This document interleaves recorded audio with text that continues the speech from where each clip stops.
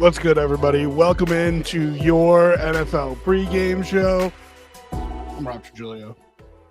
That's Dave for the dudes. How we still got to come up? We got to come up with a nickname for you, or else I'm going to keep doing it. Every week, man. Every week. And he hates it so much. Hates it so much. Dave G hanging out. Rob T hanging out. You can find our handles here. Boop boop. Find us on social media. Yeah, Dave, we got to get you. We got to get you with a couple. Yeah, you got it. Just take your time. We got to get you. We got to get you live on a couple of your handles here, man. Yeah, we don't have you live on any of your channels. I'm not here for the fame. I'm here for the game. You know that.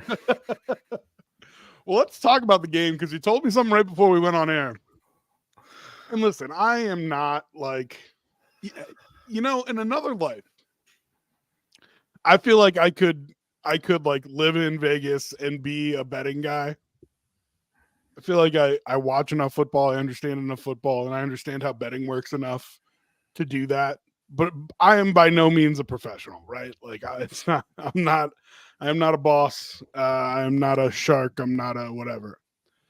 But you told me something before we started here, and I was like, we got to talk about this on air. Because much like I tell people, don't bet parlays.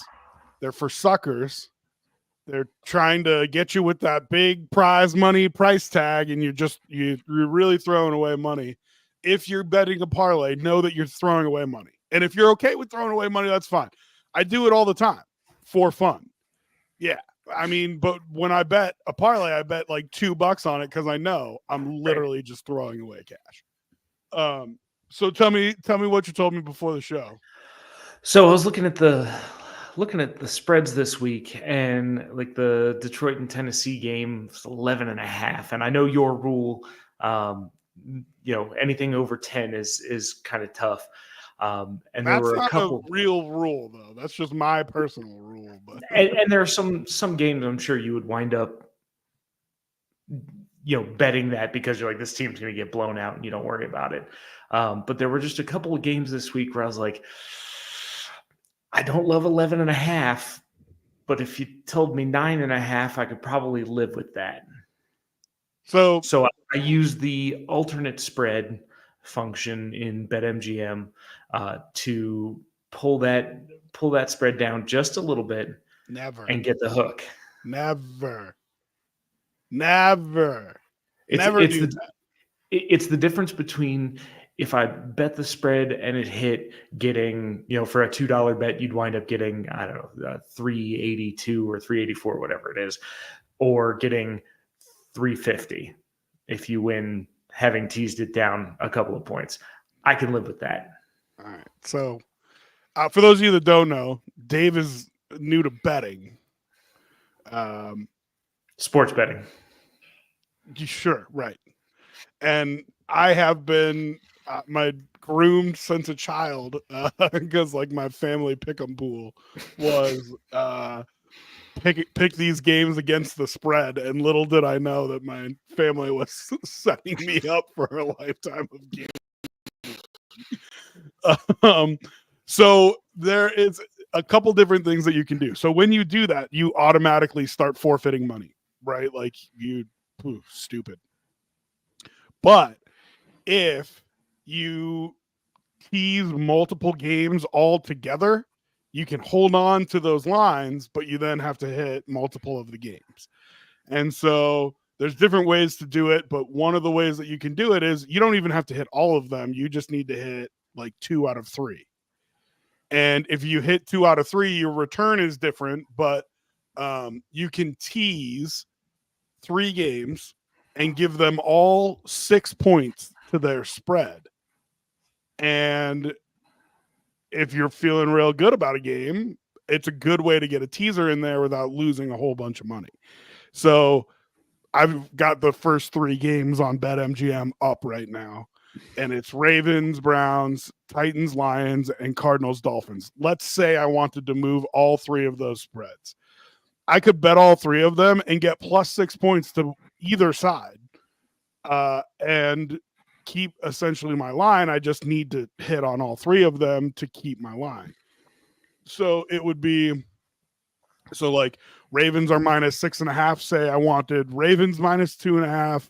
You like the Titans, but not, or you like the Lions, but not -11.5. So if I tease that down to from 11.5 down to 5.5, and then let's say I like the Cardinals over the Dolphins, but 4.5 isn't enough. So I add 6 points there, and then that's plus 10.5.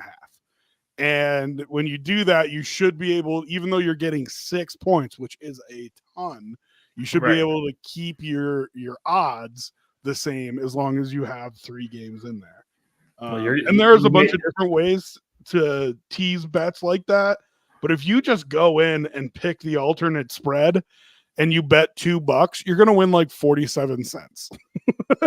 And then it's like, well, what's the point of really like you're late? If you lose $2, but if you win 40. What's the point? I want that 42 cents, brother. Oh, come on, man.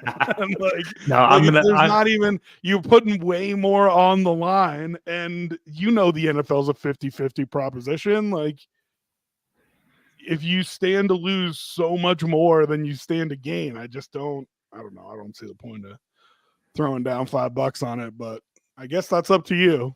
So I just wanted to talk about that on air because I don't know if everybody knows about that. I didn't know if you knew about that. You talked about it briefly last week or 2 weeks ago, and you may have to hold my hand and walk me through that. But let's get into these games. All right. Well, before we do, let's just say real quick, we normally have Sturls with us. He is out today, but look for him. We are still on his channel, so if you're watching us on one of his channels, feel free to give us a like or subscribe or follow or whatever. But he'll hopefully be back next week. And then this is your NFL pregame show. So if you've got questions about who you should start or sit, if you've got questions about your bets, if you've got questions about your survivor pools, whatever, we're here to help answer them for you. We will keep an eye on the comments throughout the entire time. So if you want to ask us something in specific, feel free to ask, and we will try to get to it as quickly as we can. We normally run down the games in chronological order, so we will start. Are they showing Kyler Murray taking a piss? Holy shit.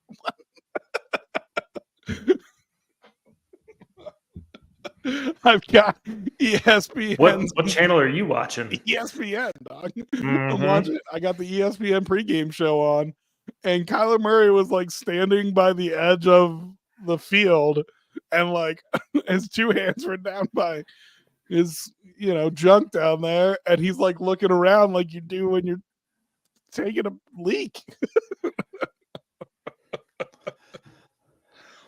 Oh, camera angles matter. All right. So anyway, if you've got any stuff that you want to throw at us, we are happy to talk about it. Let's start with Ravens Browns here. And interesting, Dave, you are the czar of the injury report. Do you know who's starting for the Browns? It should be Jameis Winston, but I think it's going to be Jameis Winston. But I also believe they're going to make that a game time decision to give a little bit of drama to the situation because there wasn't any beforehand. Plus 8.5 on the page that I pulled up before we started here.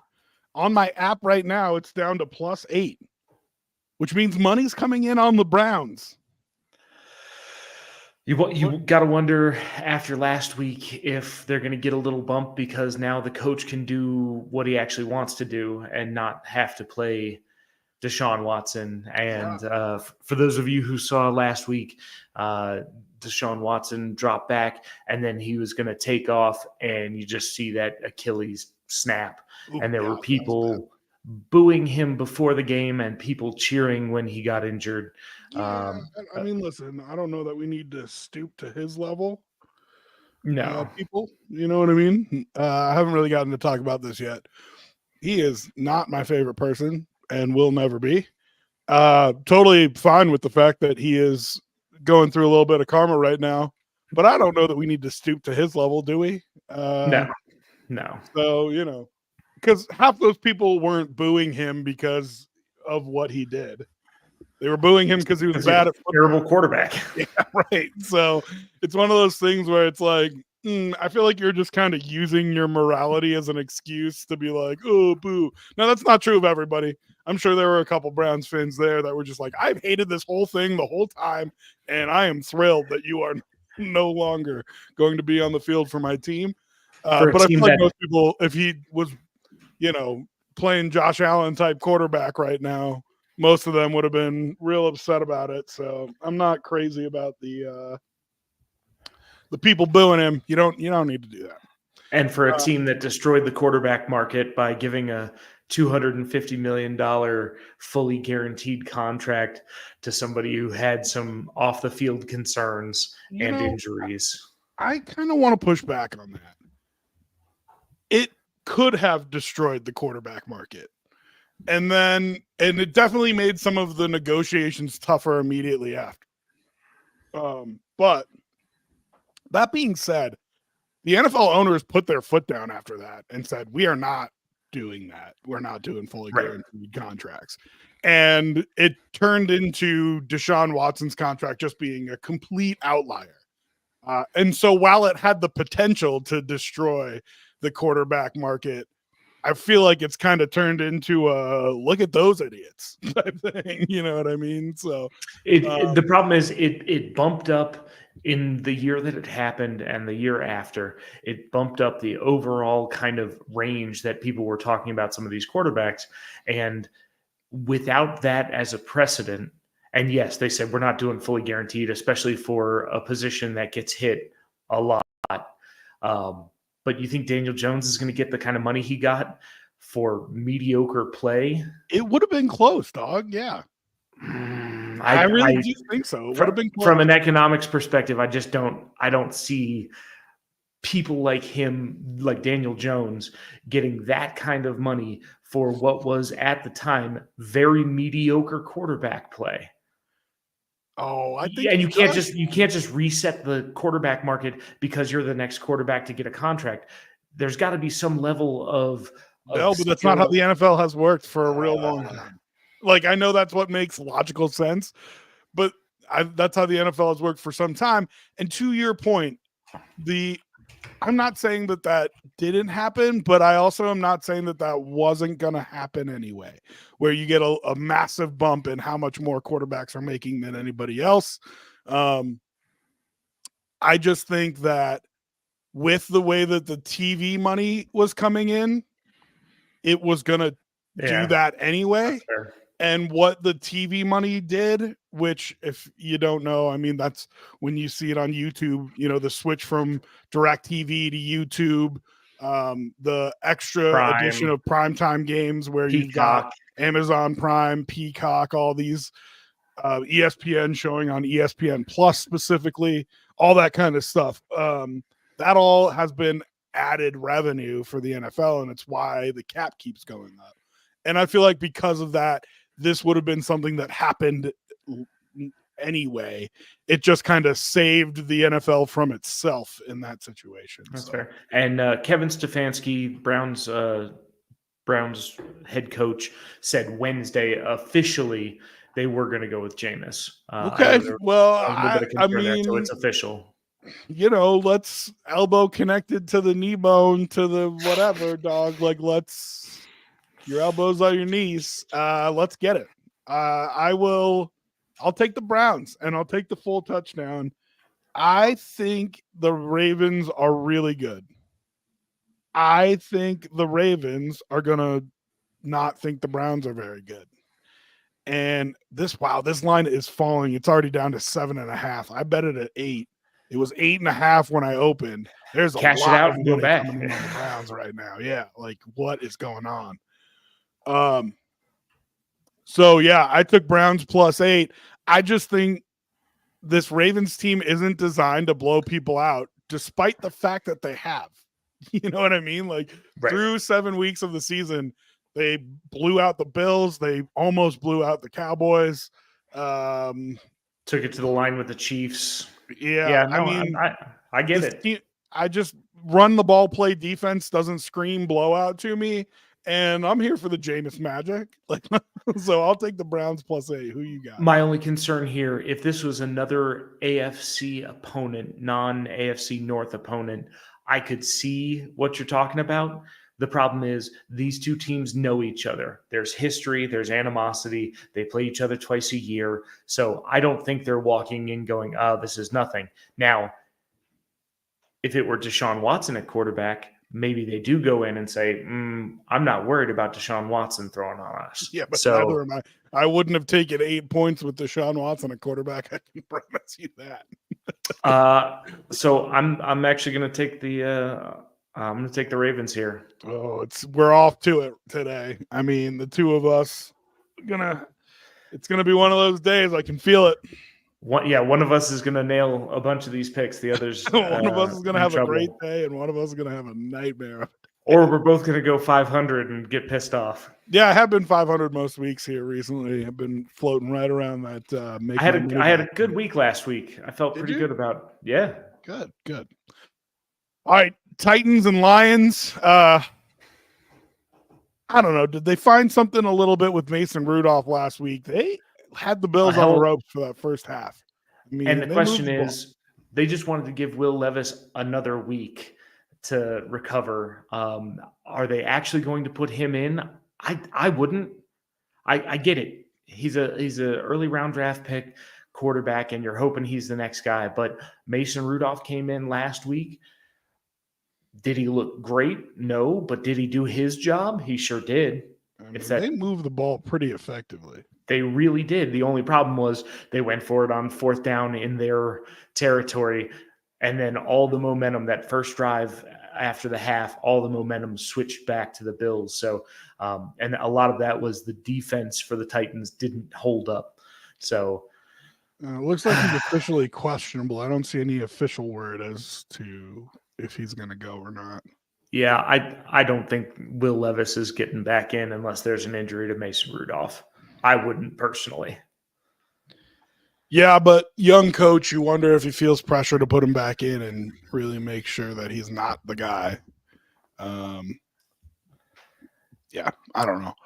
But this is in Detroit, and you said you were teasing lines here. Go ahead and you say your thing, and then everybody knows what I'm going to say after that. I took it down from 11.5 to 9.5 at -150. So $2 gets you 333. So take your 42 cents and add 90 cents to it. Thank you. The Detroit Lions look like a real team. The Tennessee Titans don't. They also just got rid of one of their receivers, and they still have some injuries. I don't see the Titans being able to do anything. They may get beat worse than they did last week. So I'm going to go ahead and take the Lions 9.5.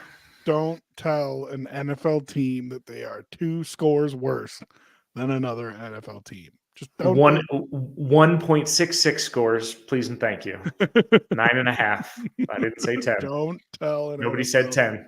Listen, and 11.5 is so 10 and 10.5 is kind of the first magic number. But the reason is because it's a touchdown and a field goal and you still win. 11.5 is another magic number because it's a touchdown and the backside of that field goal, right?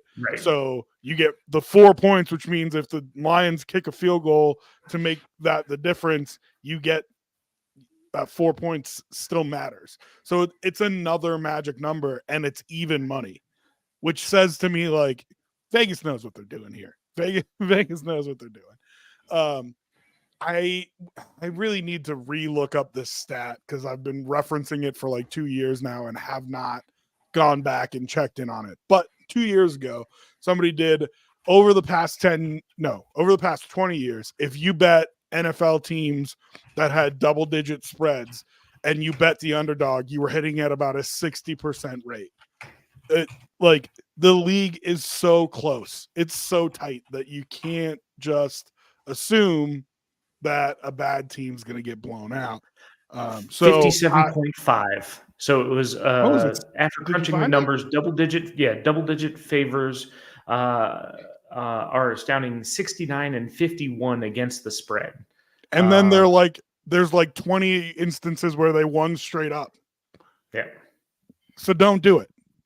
It's the NFL, dog. It is razor thin. You know what I mean? Do not bet against a 10-point spread. So I will take the Titans and the 11.5.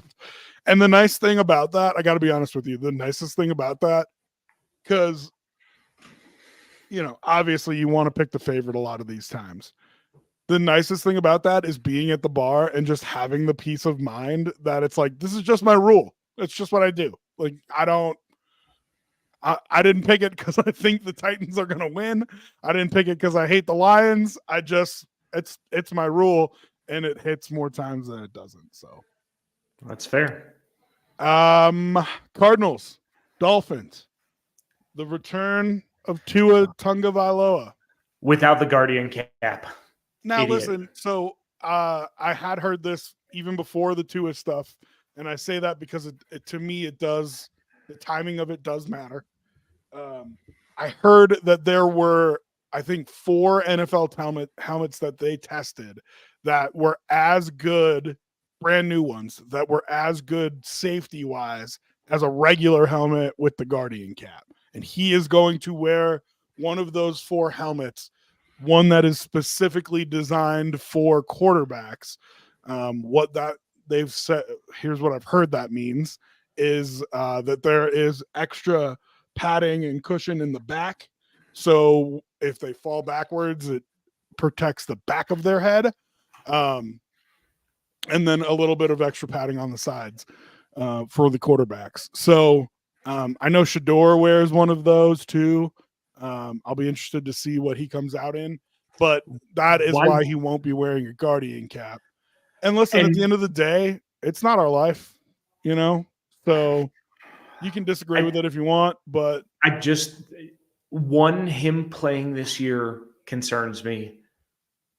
2, the NFL Players Association is going to get some blowback if he gets hit again.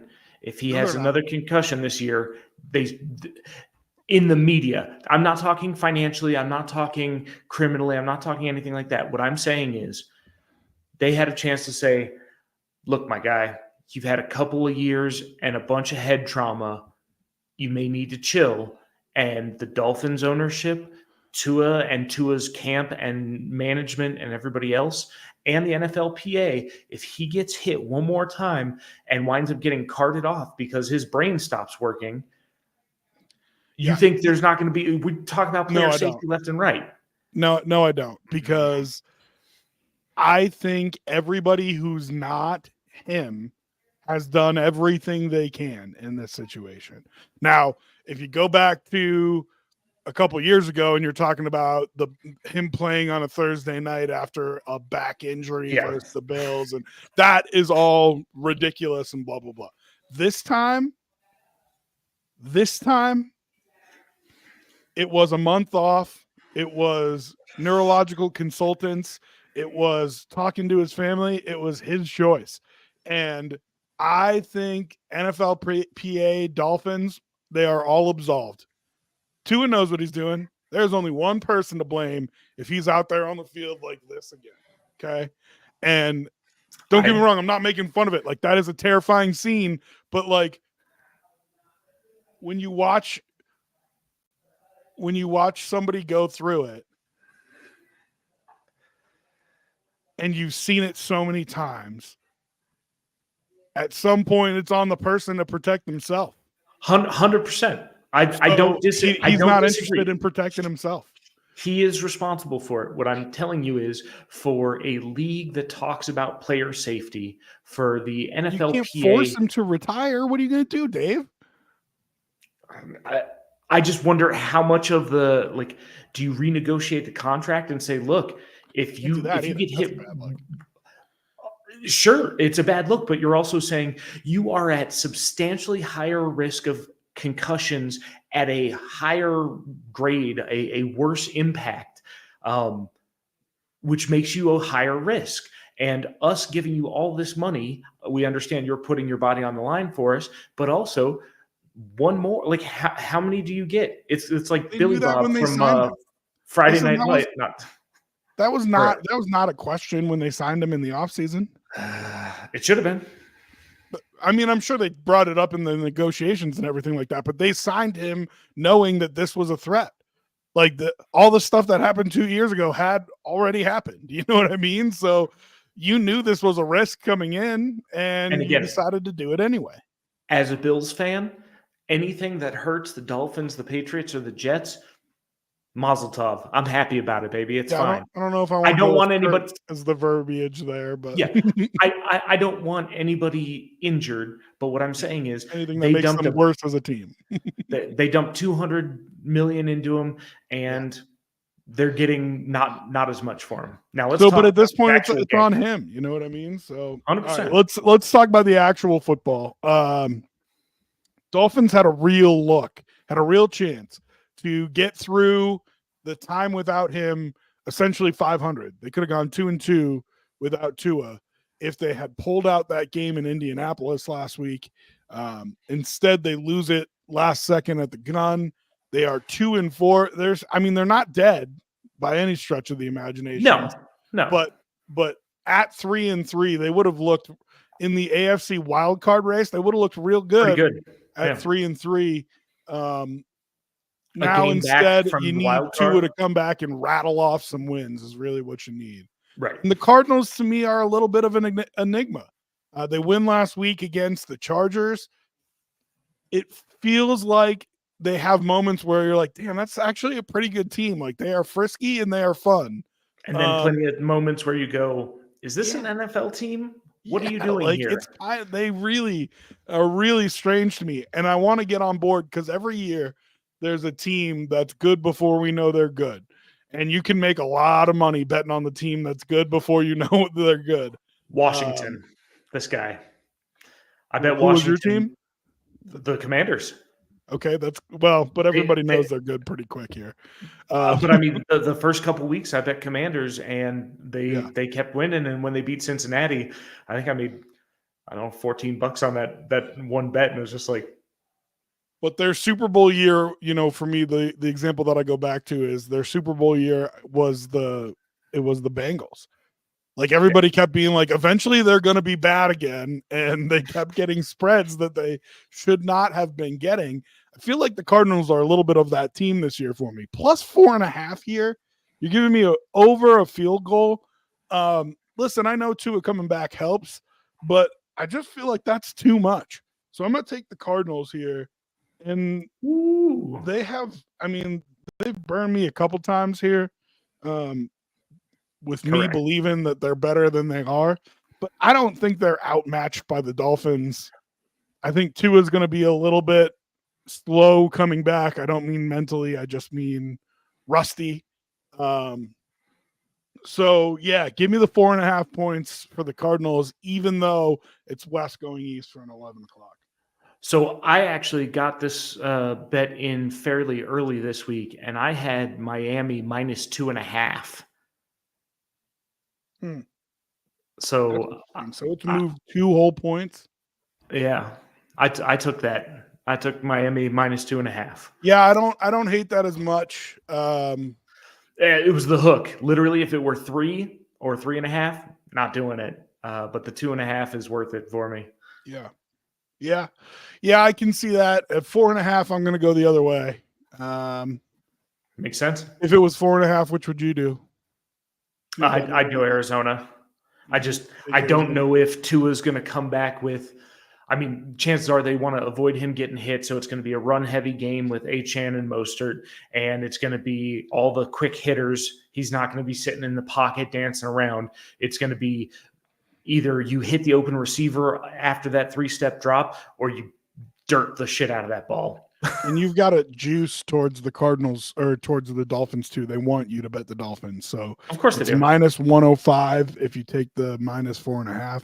It's minus 115 if you take the plus 4.5. So they want you to bet the Dolphins, which means generally that you want to bet the other direction. And that's why the minus 2.5 worked for me. I was like, yeah, I'm gonna go ahead and take that. All right, Aaron Rodgers and the Jets head up to New England to play the 1-6 Patriots. Another 11 o'clock game today. Are the Patriots going to win another game? Yeah. I think their style lends to an upset here or there.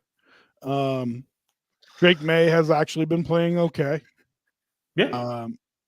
Despite the fact that they have not been winning. And the fact that they can kind of pound the rock a little bit and play defense, to me, means that it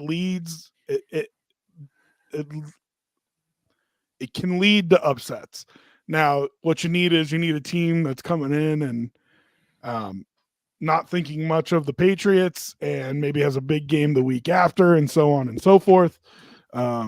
So the situation has to be right. But yeah, I think the Patriots get another game or two here.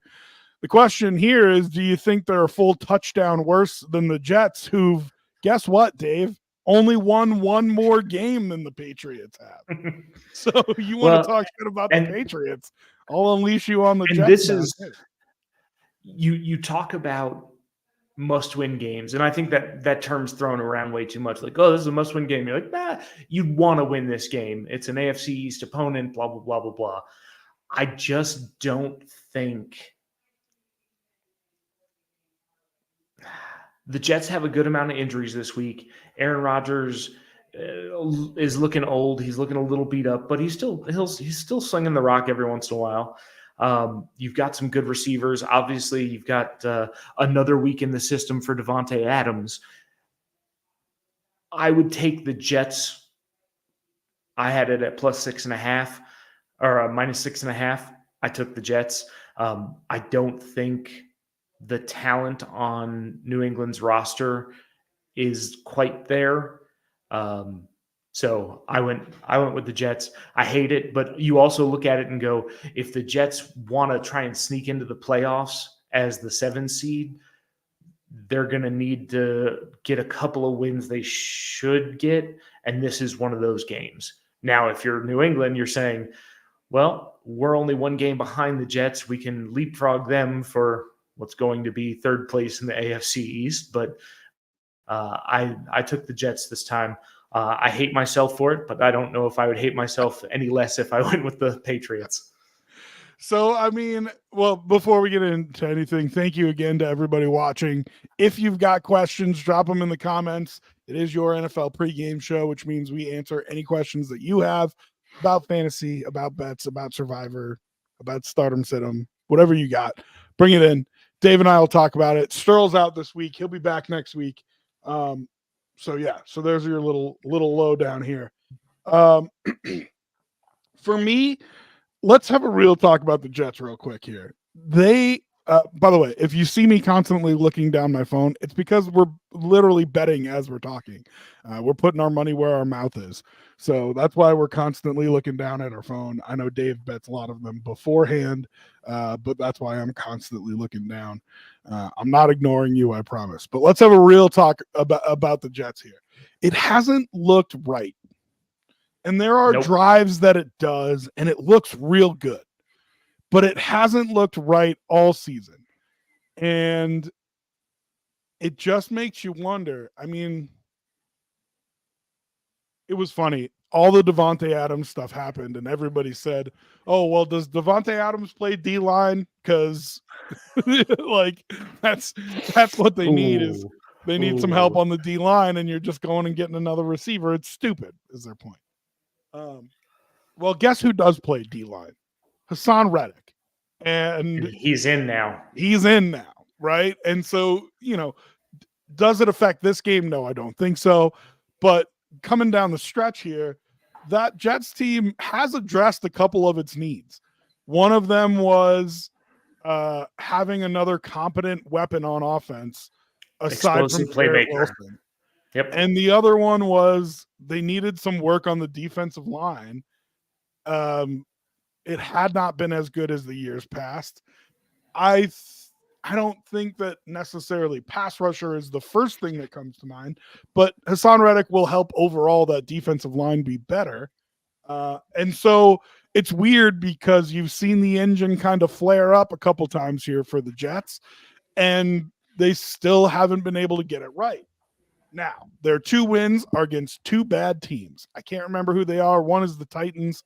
Can't remember who the other one is, but they're literally the only 2 bad teams that the Jets have played so far on their schedule. And their 5 losses are to tough teams, man. You're talking San Francisco when they were more healthy, Buffalo, Pittsburgh. I mean, the losses that they have, they're against good teams. So I think the Jets are kind of in this weird spot of, well, they lost to the teams I thought they probably should have lost to. And they beat the teams I thought they probably should have beat. Go ahead. So they beat the Patriots week 3. Yeah. So it's Titans and Patriots are their 2 wins. And you go, okay. But when you look at losses, the Niners, you expect that. Broncos, that game was 10-9. That was such bad football. And then they lost to Minnesota. Right. And then Minnesota, you expect that loss. Buffalo, obviously as Bills fans, we wanted that loss. And then losing to the Steelers in a pretty substantial fashion with Russ Wilson at quarterback. So so when you look at it, they beat the teams you expected them to beat, and they lost to the teams you expected them to lose to, save the Broncos in a rainstorm. Now, listen, wasn't their best showing either. You know what I mean? So I don't want to give them too many excuses, but I only say that to say, I feel like this team can get right if the leadership can hold them together. And firing Saleh, I don't think is going to help the leadership hold them together, but it's at least a rallying cry where if you can lean on Aaron Rodgers to be a 40-year-old vet and lead that room, I think that can turn it around a little bit. So this is a game that I expect them to win because I think everybody's down on them. I think the spread's only 7, but I feel like the spread would be more like 9 if everybody wasn't as down on the Jets as they are right now. So I'll take the Jets -7 and bet on them. I think the next couple weeks I'm going to bet on them getting right because I think their numbers, their lines the next couple weeks are going to be too low. Fair enough. So again, I got this, I want to say it was yesterday, and it was Jets -6.5. I feel good about the 6.5. Obviously, that hook makes it a little nicer where it's not a full touchdown. It's in New England. Does that do anything for me? No, it's not a huge travel day for anybody. It's not a change of time zone. It's not, going all the way to the West Coast or all the way to the East Coast. So I took the. And here's my chance to take a shot at Patriots fans. There is no home field advantage created by being by going to Foxborough. I know they think they're the shit after 20 years of domination, and they were. Every field has home field advantage when your team is really good. Yes, of course you can pack that building and be loud when your team is winning. So you can go thank Bill Belichick and Tom Brady. But the real home field advantages are there when the team isn't good, and Patriots don't got it. No. That stadium, have you watched a game in that stadium? It's sad. Yeah, it's like dead. I mean, happy for me, sad generally. It's like dead. Okay, I'm sorry. So I jumped in on you. Who did you bet here? What was your 6.5 you said? -6.5 for the Jets. Okay. Because that felt like Falcons, a good Bucks. What's that? That felt like a good, they're going to win by a touchdown. I can live with that. I don't think the Patriots are there yet, and I think the Jets will put some of it together.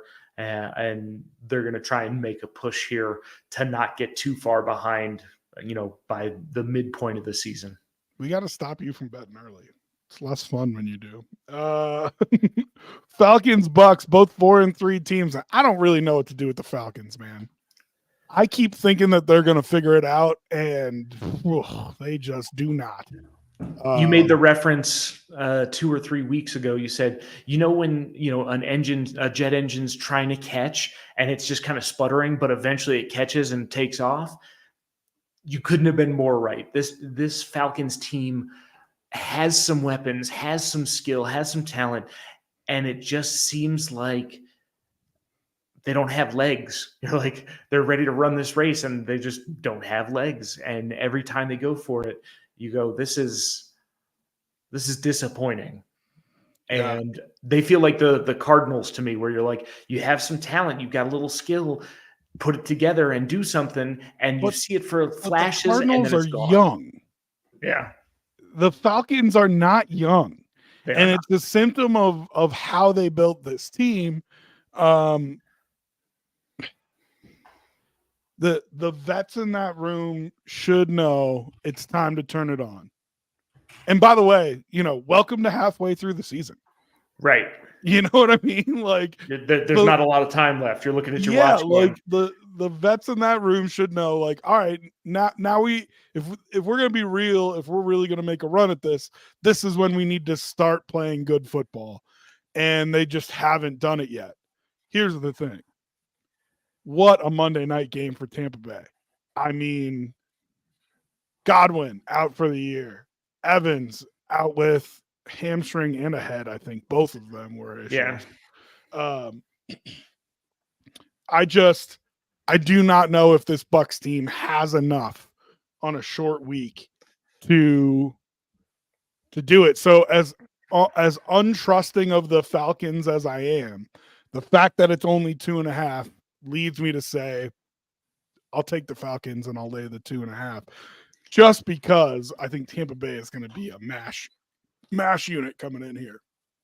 And I know this week there was some talk from Tampa Bay. They're like, yeah, we still feel good about our receiving core, blah, blah, blah. And you go,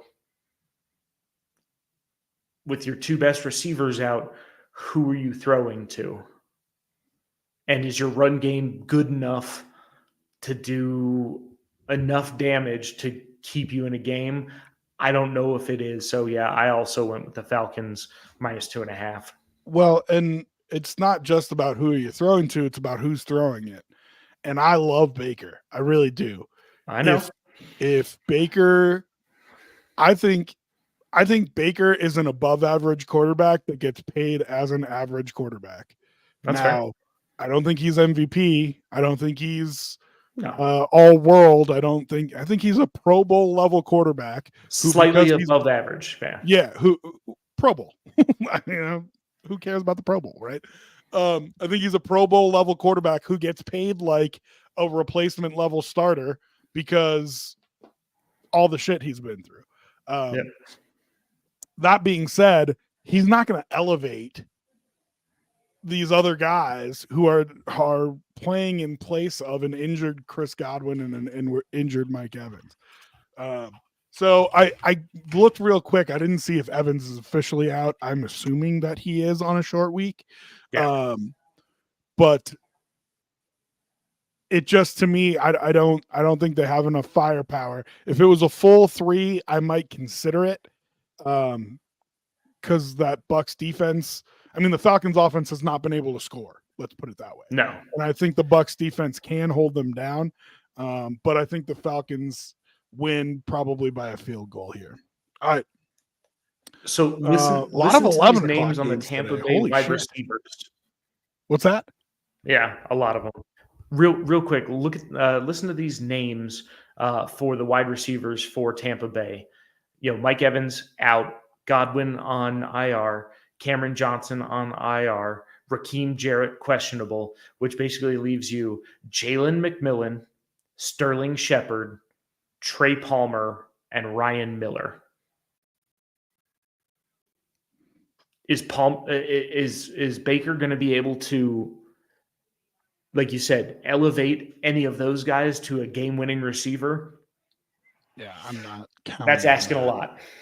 It's really, if you're betting on them, you're betting that their defense is going to shut down that Falcons offense and that Baker's going to need to find a way to score 17 points. You know what I mean? That's I'm not saying that's not doable. Their run game has actually been pretty good, surprisingly, the Bucs. So I'm not saying that's not doable. You can put up 17 and win. But I just think that's you're betting, but the Falcons, I think, are going to turn it on at some point. So it could be this week. It could be next year. but I feel pretty good with the injuries. Better not be next year. Yeah. Here's the thing. I love their head coach too. I love Raheem Morris. I really do. I think he's a great guy. Everybody that I've worked with that has worked with him before tells me how awesome he is. I think he's a good people person. I think he's good with X's and O's. So I like him a lot. I hope he does well. But he's got to get it turned on here at some point. You know what I mean? Yeah. 3 more 11 a.m. games. Yeah, we'll do 2 of them, and then we'll take a break. We'll leave the big one for the other side of the commercial. Packers, Jaguars. Packers headed now. This is really an interesting scenario for the Jaguars here because the Packers are headed down to Jacksonville. Jaguars have been in London for 2 weeks.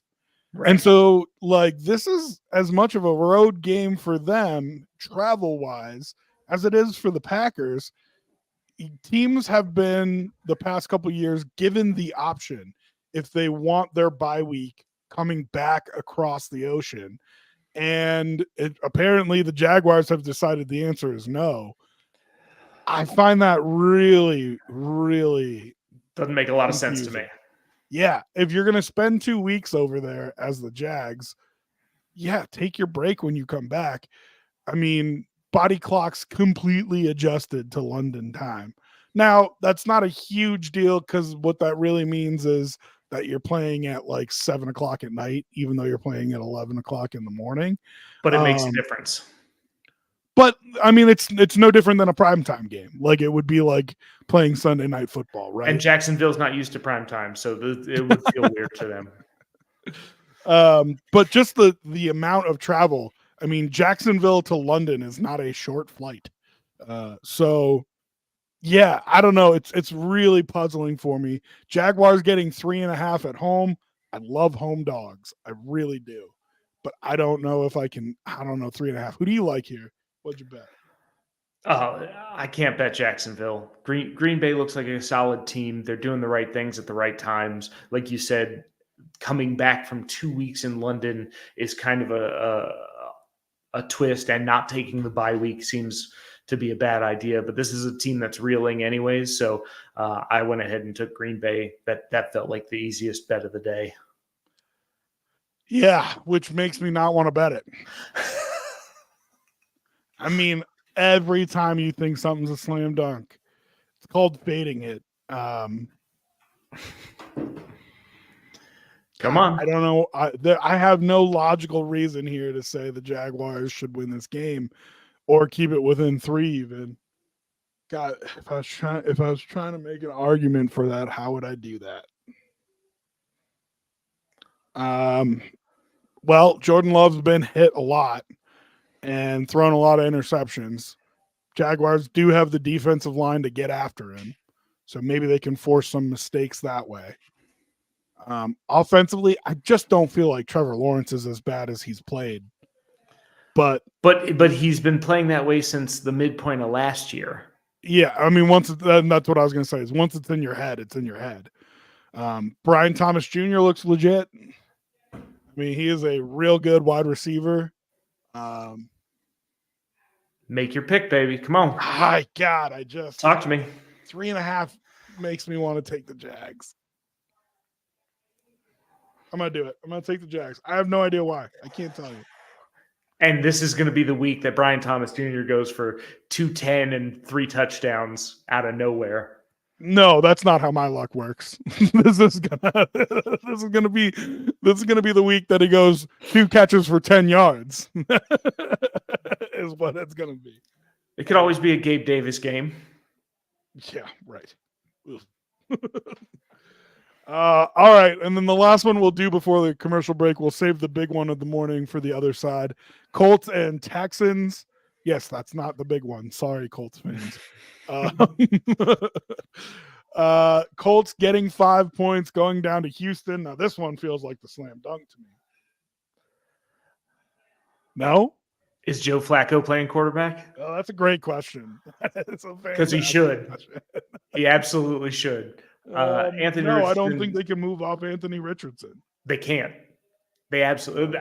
They can't, and keep him from getting in his own head. So this feels like a disaster season for the Colts, where you hoped your young quarterback would come back healthy and really put it together. And that's exactly what has not happened. And this team has only looked lively when Joe Flacco was quarterback. Yeah. I got to take, the obvious pick here is Houston. I don't know if I will pick Indy the rest of the year unless they start Flacco. Well, I mean, 5 points is significant. Yeah, it's not bad, but Indy is not a good team right now. I think CJ Stroud's going to have a bounce back game. He really struggled in the second half last week. And I just think he's a really good quarterback. I do think he's going through a little bit of a sophomore slump. You do see that with quarterbacks from time to time. There's something about quarterbacks in their second year where they figure it out and they start maybe overthinking it a little bit because they think they've got it figured out, but instead of just seeing it and doing it, now they are trying to overthink. So yeah, but I don't think that's a long-term problem for CJ. So I like CJ Stroud a lot. I think he gets right this game. I don't think the Colts are as good as their record says they are. They're not. But their record's good because Joe Flacco played. Yes. Last week they got lucky because of Miami Dolphins kicker donked it off the left upright when it could have put him up. And they got the ball back, went down, kicked a field goal.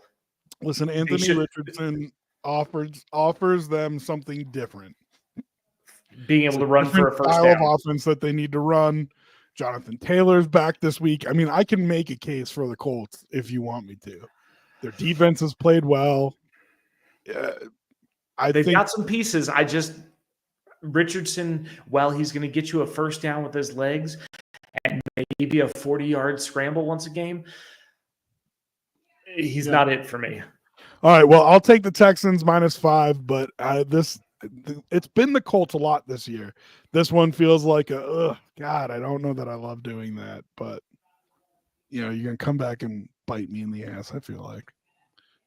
All right, let's take a quick little commercial break here. Back on the other side, we will talk Eagles, Bengals, and then all the afternoon and primetime games. Remember, if you have any questions, feel free to drop them in the comments. We will answer anything. Fantasy, Survivor, betting, whatever. Hit us with the questions. We got you. And Sterl's out for the day, but we will be back on the other side of the commercial. All right. So as the commercial runs, if you are still here with us, we like to do the commercial question where we talk about something silly, stupid, ask about a stupid question. First, I've got to say, let's have everybody talk about the headroom that David leaves on his camera every week. every week. It's like, woo. This will be painted next week, so don't worry about it. It's still not good, David. It's still that's better. Now it's too much, but hey, listen, we can't ask. There's no pleasing you. It was just funny because you were looking like Wilson before. Yeah, exactly. I'm glad you got the reference. All right, so did I ask you about Uncrustables the other week? You did not. So meme going around about the number of Uncrustables each team eats. Have you seen that? Yeah. So the meme's going around.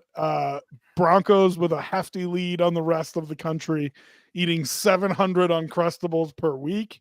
There were teams with data that was not available, like the Buffalo Bills, left it undetermined how many Uncrustables they eat a week. So 2 questions. 1, how many Uncrustables do you eat in a sitting? And 2, do you eat them frozen or not? How many would I eat in a sitting? Max is probably 4, but that usually means I've eaten recently. But it's got some protein. It's got some carbs. It's a good post-workout snack. I don't eat them frozen, but a friend of mine put one in a panini press and one in a what are the Instapot thing? Air fryer. Sorry, air fryer. Instapot is gonna make it like soggy and terrible. Yeah, no, they hit it with a little butter spray and then put it in the air fryer, and it came out like crispy and a little melty in the middle. And I was like, yeah, that sounds delicious. I might okay, get after it. So I not a big Uncrustable guy, but we found a deal on them, so we had bought them recently. And I ate it frozen, and I was like, no. I mean, it's fine. It's not bad, but it wasn't. That'd be like eating the toaster strudels completely frozen. I mean, people are crazy about frozen Uncrustables, and it's not. I don't know. I mean, I don't want to judge them too much, but it's not for me. Now, I do like that like hard peanut butter because I like chocolate peanut butter ice cream. You know what I mean? Like I like that like peanut butter turned into a candy bar kind of density. Yeah. But the air fryer sounds like a good idea. Maybe I'll try that. If you're just joining us back from the commercial, we're talking Uncrustables because, of course, the NFL put out stats as to how many Uncrustables each team eats. I wonder who did the legwork on that. Could be totally made up. Who knows? But the Broncos with a hefty lead. The question was simply, do you eat them frozen or not? I was not impressed with them frozen. And I think the idea is that you like put them in your lunchbox frozen. So then by the time lunch rolls around, they're like unfrozen. And I was like, I think I would like that a lot better. But then Dave said somebody put them in an air fryer, and that because the outside got like baked, so it was like a little crispy. They put some butter spray on it, but then the inside, the peanut butter was like warm and melty, and it was like sweet and delicious. Yeah, I was. We're warm and melty. We're talking. You know, I was there. I was with it. Yeah. All right, our last 11 o'clock game is Eagles and Bengals. It's kind of the game of the morning. Eagles plus 2.5 going to Cincinnati. Two teams here that I don't think the season has gone how they've expected so far. But Eagles got right with a game against the Giants last week. I think I don't like Nick Sirianni so much. And I hadn't been on the Nick Sirianni hate train until this year, but it's kind of clear that he is not even the end of last year. No, you had all that talent, they were falling apart at the end of last year, and I was like, don't get me wrong, I thought it was a mess, but I didn't think Nick deserved as much hate as he got last year. This year, I think he deserves the hate, but they're 4-2. Couple wins against teams that they should have beaten the last 2 weeks, including the Giants last week. But I think they found a little something in how they should play the game, right? Like give the ball to Saquon Barkley. Give the ball to one of the best players in the NFL and let him go.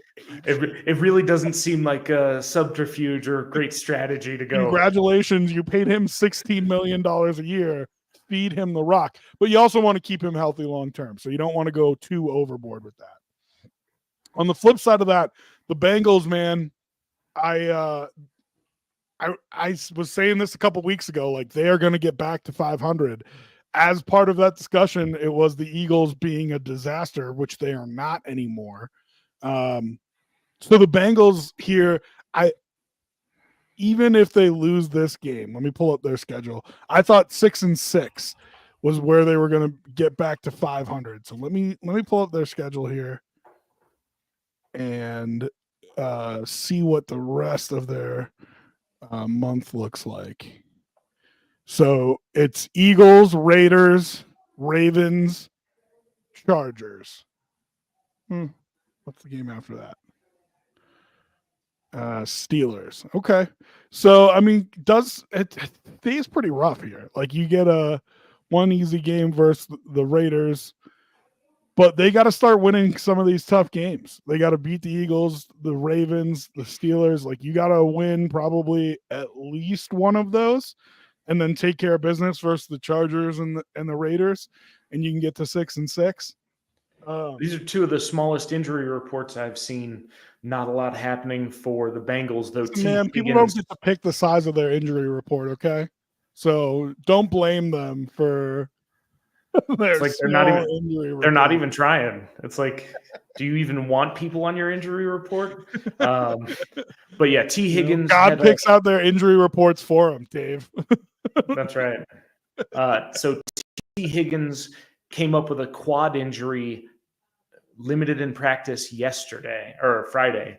So that's interesting. And then the only kind of semi-important ones for Philly are Mekhi Becton, offensive tackle, out with a concussion, Dallas Goedert out with a hamstring, and then Bryant Young, their defensive tackle, out with a hamstring. All right, so who'd you bet here? I bet the Bengals. I don't want them to win. I would prefer the Eagles to win this game personally, but I think they are catching on. The Bengals are catching on pretty quick, and I think they understand that in the AFC, if you get a couple games behind, you may not come back. You know, when you're in a division right now with Pittsburgh, yeah, you may not win this division, but if you come in 500, you can get that 7 seed and figure it out. Now, if, as we discussed, Philly decides to start handing the ball off to their rock star, this may be a blowout game, but the +2.5, Philly's just too talented for me to not pick the 2.5. And these are two teams where the defenses haven't played up to expectation. But if I had to bet on one of their defenses figuring it out, I'm going to bet on Vic Fangio rather than Lou Amaruno. That's not a shot at Lou. It's just Uncle Vic is crazy. He's a crazy old man who knows how to call defense. So with the fact that they can run the ball, with the talent that they have on the outside, and I think they do have, I like their talent on defense. I think they should be able to figure it out. So give me the Eagles with the 2.5 here. I just think this is going to be a close game. Looks like a lot of the money coming in on the Bengals. It is juiced towards you betting the Eagles. So they don't want you betting the Bengals minus the 2.5. But I'm going to take the Eagles. I'm going to take the 2.5 points. Should be a fun game to watch. All right, afternoon slate, Saints and Chargers. God, this is maybe the game I want to watch the least today. Saints getting 7 points. I don't think that's enough. I think the Chargers -7 is where I'm going here. What do you got? I had it at -6.5 yesterday morning when I bet it. If it were 7.5, I'd probably still bet it. So I'm taking Chargers. The Saints, I know they came out of the gate hot, but with all their injuries and just what that team's looked like the last few weeks, Chargers are gonna get my money today. Yeah, I think Dennis Allen might get fired after this week, if I'm being completely honest. It's very close. He wasn't on my next to get fired list, but the Chargers also need this game. Like, if you are going to stay in the conversation here, you cannot lose to the Saints at home, which I know there aren't really many true home games for the Chargers, but Saints fans aren't taking over. They don't travel that well. SoFi, yeah. So you should actually have a home game here, and you got to have it. So I think the Chargers pull this one out. Now, this next game is one that I'm interested to get your take on because I talked about it earlier. I've been leaning the Commanders basically all season, and it's done me really well. Let's save that one, and let's save the Bills. Let's jump to Panthers Broncos, and then we'll talk about the two good games. So Panthers Broncos. Panthers getting 11 points here. Bryce Young starting for the Panthers. Listen, I don't think the Broncos should be 11-point favorites over anybody. So my rule. I don't have to tell you, but at the same time, listen, I've been higher on the Broncos than anybody else. I will show you the bets to prove it. But not 11 points better than anyone. I don't think so. No. And Carolina, is this Bryce Young, saying I was benched. I know I fucked up and here I come. Maybe not. but 11 points. Oh, no thanks, Broncos. Now, if you told me 6.5, I'd take that. If you told me 9.5, I might take that. I can't. The Broncos, especially have with the bit me a way the couple times. Broncos play ball, I just don't. Yeah, no, No. I'm not. Even 6.5, I don't know if I would have. But it would have been interesting. That would have been a thought for me. Because then you're looking at 26-14, somewhere in that range, and you're like, Yeah, but or- you're also betting the Broncos are going to find a way to get in the end zone, which has not been the difficult case. for them. So, all right, which one you want to do next? Bills, Seahawks, or Bears, Commanders? Bears, Commanders. Bears, Commanders, 1 versus 2. And two guys who have led their teams to respectable records after they were, well, I guess the Bears were okay last year, but that awful trade from the Panthers. Anyway, Bears 4-2, Commanders 5-2. Jaden Daniels had a rib injury. I think he's good to go. Have you seen anything on that?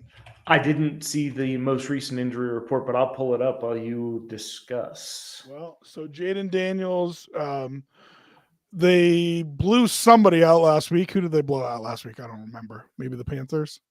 Panthers. Yeah. Blew out the Panthers last week, and in the middle of that, Jaden Daniels ended up with a rib injury. He ended up not finishing the game. Questionable for today's game. Yeah, it had been questionable all week. And so I had wondered if we got any info as to if he was going to start or not.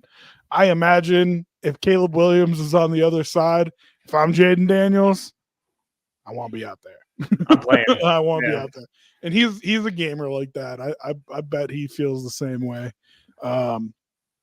Bears getting a point here. I think the Bears defense is much better than the Commanders defense, but I think the Commanders offense is much better than the Bears offense. If Jaden Daniels is a quarterback. Yeah. That's not a shot at the Bears offense because the Bears offense still has plenty of talent. I don't love their offensive line so much, but on the outsides, they've got plenty of talent. So I don't know. I'm kind of toss up here. You don't need to take the point. You could just bet money line, but what you got, Dave? Who'd you bet here? And while I've ridden with the Commanders all season, I'm going with the Bears this week. I don't think Jaden Daniels is going to play. I think they're going to give him one more week. I think they have a record where if they lose a game, it's not the worst thing that ever happened. Yes, you're right. I would want to be out there if I were him. I just don't know if they're going to risk bringing him back too soon. So for me, I guess if Jaden Daniels plays, I would lean towards the Commanders. If not, like maybe this is when you bet as soon as the injury report comes out. But if the injury report comes out and Jaden Daniels isn't playing, that line may swing pretty quick. Yeah.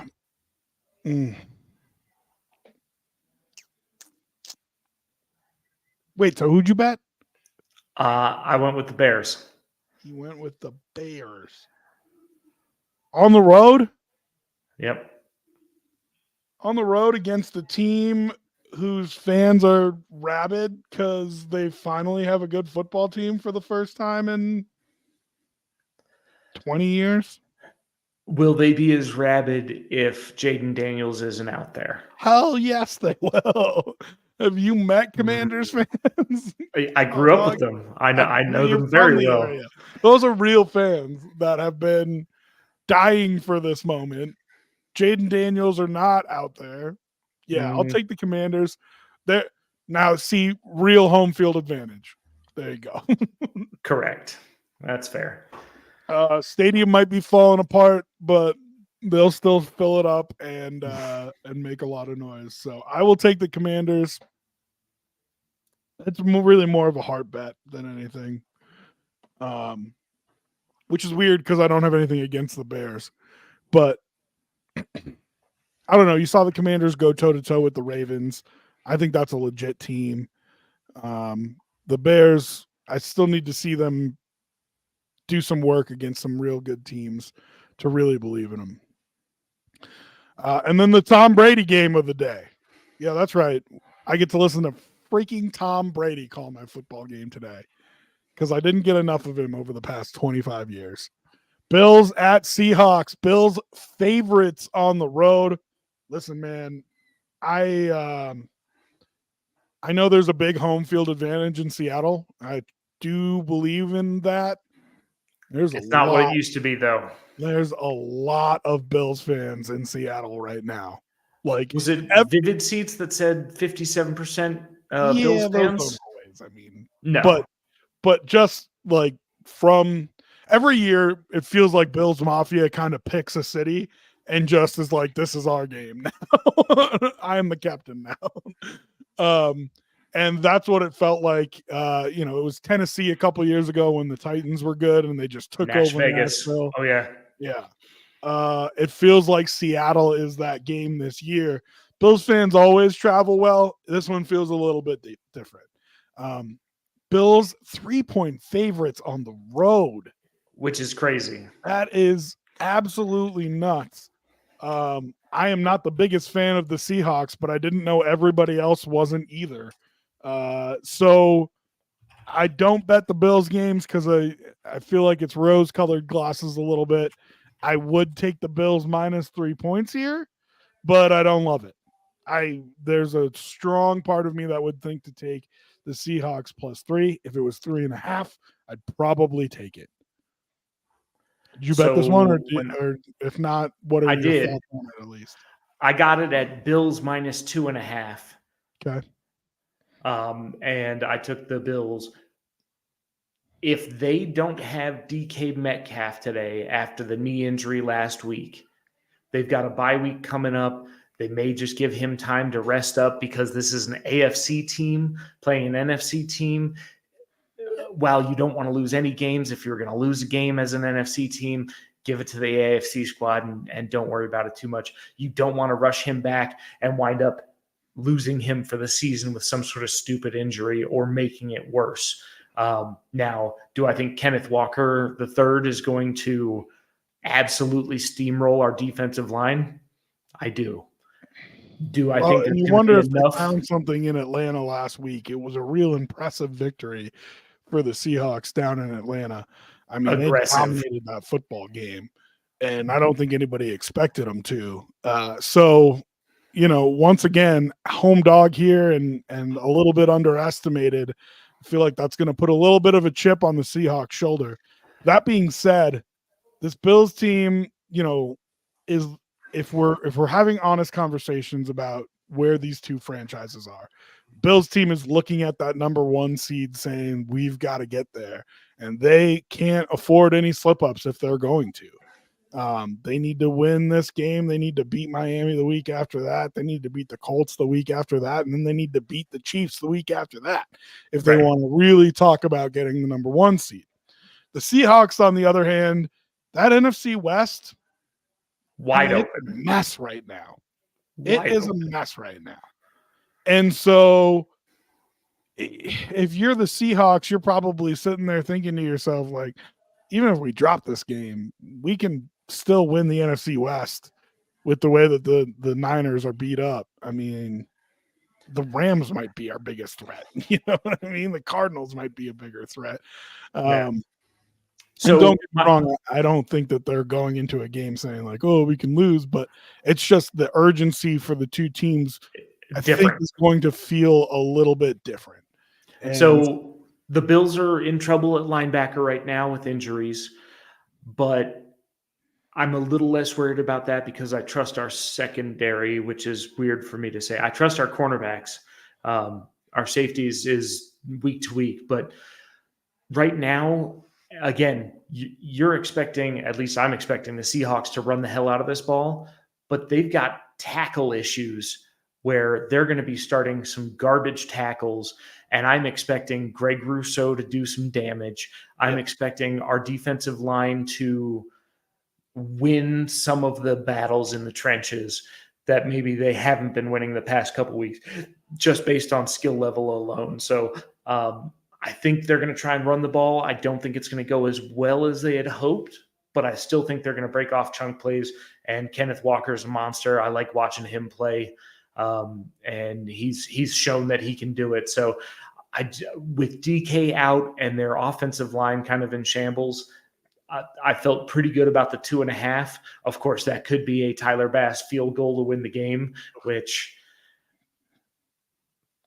Yeah. So don't get in that position. Right. So yeah, listen, there's no doubt that the Bills defensive line is going to have to play well today. No Dwayne Carter either. So it'll be interesting to see. All right. Final afternoon game. Remember, like, subscribe, follow. Sterl's out for this week, but he will be back. If you have any questions, drop them in the comments. We'll try to get a couple answered for you. If you've got any fantasy or betting questions or anything like that. And then you see our handles both here and here. Go ahead, give us a follow. You know what I mean? But wasn't that good? I felt like that was pretty good. All right, Chiefs and Raiders, the final afternoon game. Chiefs on the road in Vegas, which means absolutely nothing. Just means a home game in Las Vegas. Raiders getting 8.5 points. I mean, Gardner Minshew's back in, if that does anything for you. The Raiders seem to beat the Chiefs like once every 2 or 3 years, just randomly. I don't know if this is Christmas last year. Was that Christmas last year? I think that was 2 years ago, wasn't it? 2 years ago, yeah. But like, yeah, every couple of years they just beat the Chiefs randomly. I would love for that to be today, but 8.5 isn't enough to convince me that it is. So I'll take the Chiefs here. And they're notorious for not covering. I imagine that they are going to break my heart and not cover, and still win. Listen, if you don't cover and you lose, that won't break my heart. But I feel like they're going to win and not cover, and that's going to be really annoying. So that's who I got here. Who do you got? I actually teased this one down to -6.5. So I went Kansas City -6.5. I think they'll win by a touchdown. I think that's pretty safe. And I hope they lose. I would rather give that $2 to BetMGM right now and get a Chiefs loss. But I didn't feel comfortable because they are so bad winning against the spread and pulling out these last second, hey, we've played like garbage all game. And then whether it's a pass interference or somebody's toe is barely out of bounds or whatever, and pulling it out last second. No thanks. So I took it down to 6.5. That's what I was comfortable with. Listen, if you bet these bullshit lines, you have to tell us what the odds you got on them are. Let's see. So for that one, so that's minus 185. Yeah. Okay, so you could have done that. You could have put yourself in a little 6-point teaser there, but I put $2 in. Odds were -185. Payouts 308. So $1.08 if I win. Oh, it's brutal. I mean, why even? What are we doing here? All right. Well, so he's got Chiefs -6.5. I've got Chiefs -8.5. That Raiders team, I don't know, man. They're in shambles right now. They really are. At one point, they had Devontae Adams, so at least you could say Devontae could have a 200-yard, 2-touchdown game. Now you go, meh. Yeah.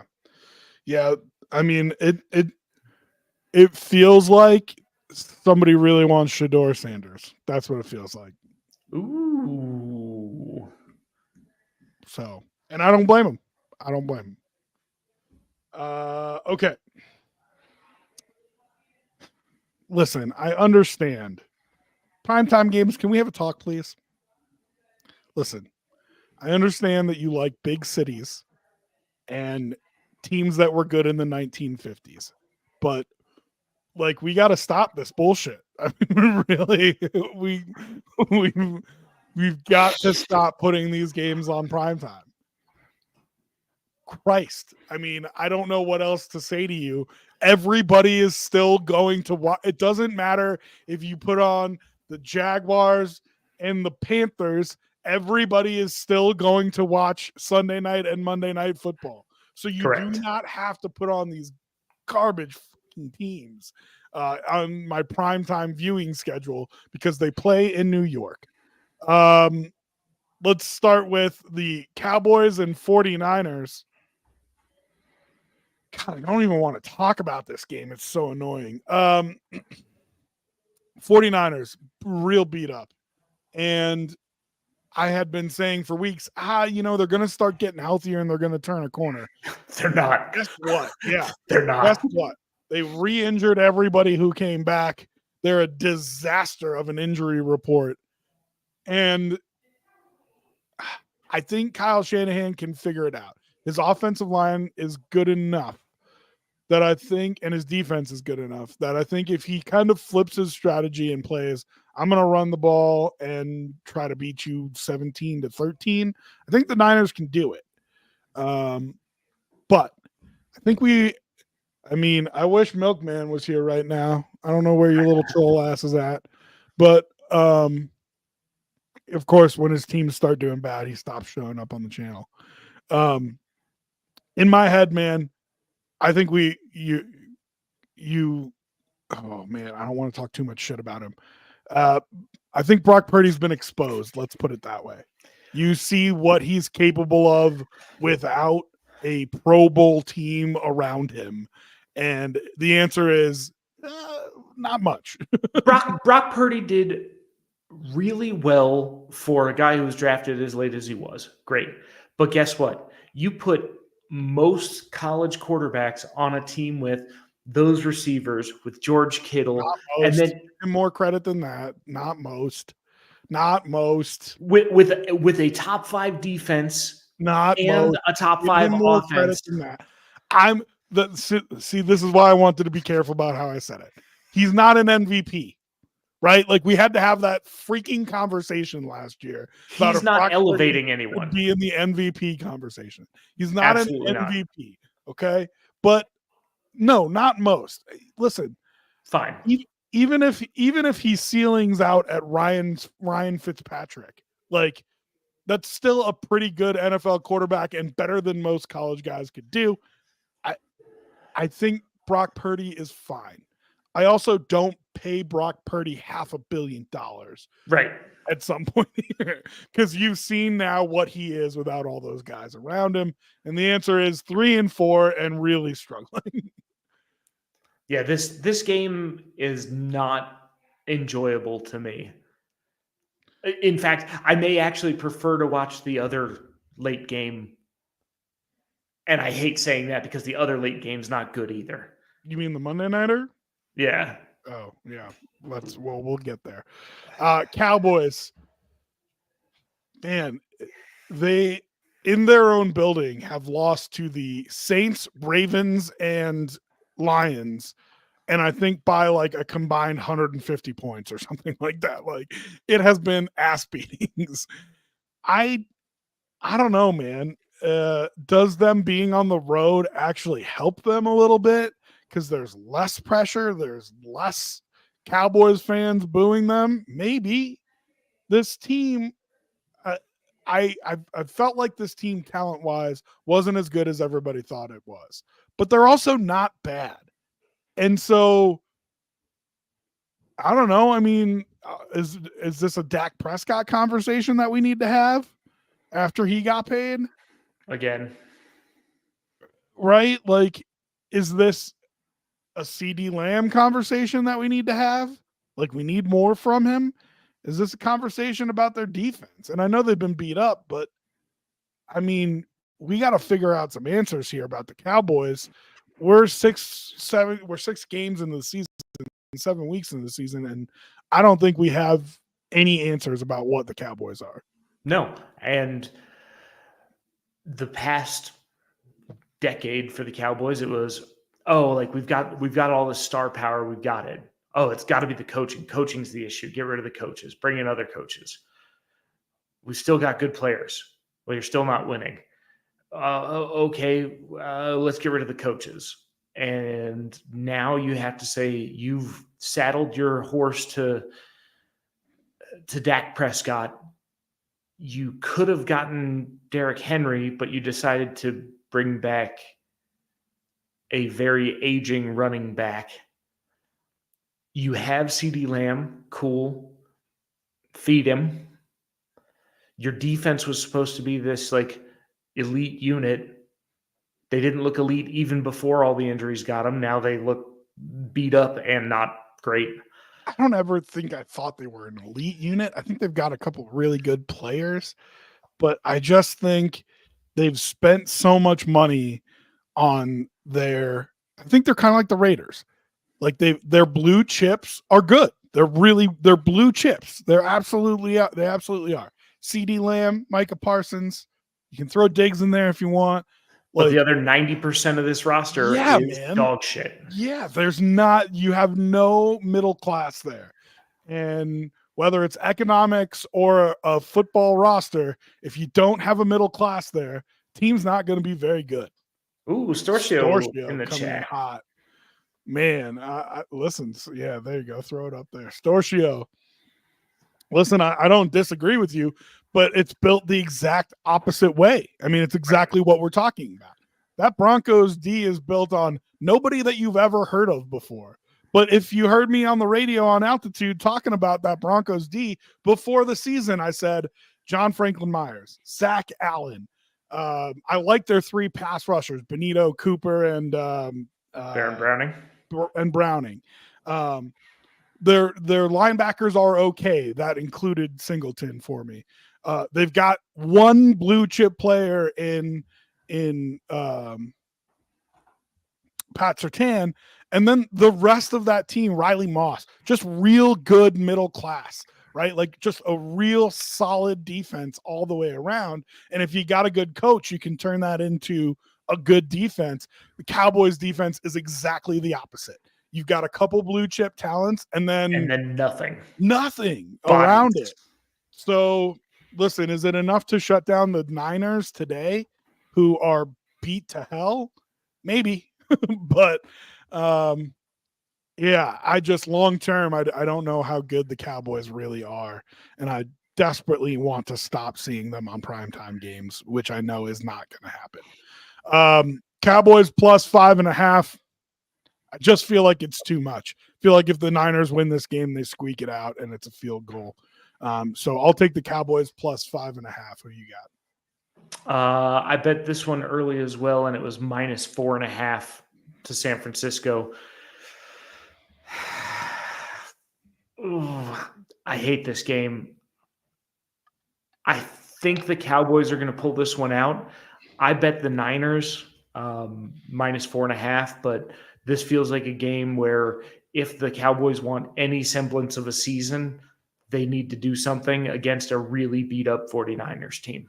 Yeah.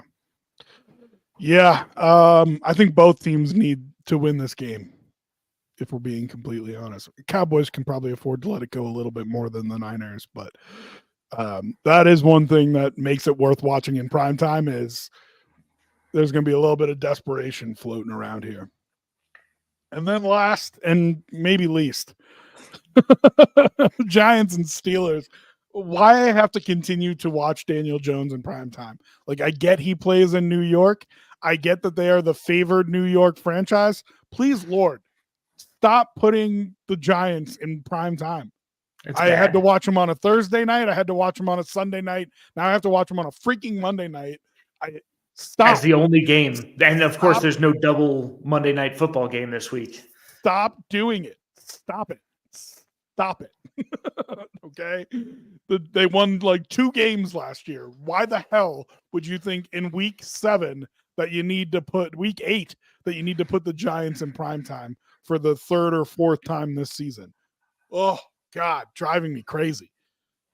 Giants plus 6 versus the Steelers. Listen, man, that Steeler team, I don't know. You don't ever really know if they're going to score a bunch of points. So you know what their defense is going to do. You know what that defense is about. Yeah, but 6 is a lot because you never know if they're actually going to score points or not. Yeah, their defense is great. Yes, I expect them to win this game. They could win it 12-10. Like, I don't freaking know. You know what I mean? Like, it's not the Giants are not going to score points. So yes, they're going to win this game, but are the Steelers going to score enough points to cover -6? I don't know. But no, you say? You took the 6? I went Pittsburgh -6. I think the defense is good enough. I think their offense will put it together, and I think the Giants shouldn't be on the field. Yeah, I mean, It may be especially 7-0. they've even had a couple injuries too. That it's just like, oh, the couple of players you had that were worth watching are out. Excellent, super. Now, if this were a 7-point spread, I don't think I'd take it because I don't know if either team's going to score that much. You said this might be a 7-10 or that kind of game. This may be a 7-0 game, and I'd be okay with that. I'm gonna bet on the Steelers putting up 20 something, and I'll bet that they cover. So if I had to pick score here, I'm saying like 24-10. Sounds right. Yeah, which would still hit the under, by the way, which is 30. The over-under is 36.5, and 24-10 still doesn't get you there. So yeah, I'm going to say the Steelers put up enough points to cover, but I mean, what a dog of a game on Monday night. I mean, nobody wants that. That's your NFL weekend. What else you got for me, Baldy? Halloween coming up, little travel coming up. My favorite holiday, Thanksgiving, not too far away. I'm doing a little Halloween something. You dressing up? You got a costume? No, I'm going to be in Amarillo, Texas, doing a work thing. Sounds like a great place to have a costume. Sounds like a great place to have a steak. Yeah, I'm not a big dress up guy either. So interesting. All right. Well, we will be back next week. We start at 8:00 every Sunday morning. That's 8:00 Mountain. That's 10:00 Eastern. Try to get to you before the national pregame shows so you can watch us and then flip over to them. If you haven't already, like, subscribe, follow, whether you're watching us on YouTube, Twitch, Twitter, wherever, man. Give us a little bit of love here. It doesn't cost you nothing to give us a little follow. And unlike those other betting shows, we actually tell you what our picks are, because those other betting shows, they want money from you for them to give you their picks, not us. We'll give you our mediocre picks for free. Any last words? Love you, brother. Nice work. Love you too. We both love Sturls. We'll see him back next week. And yeah, peace out, y'all. Have a good week.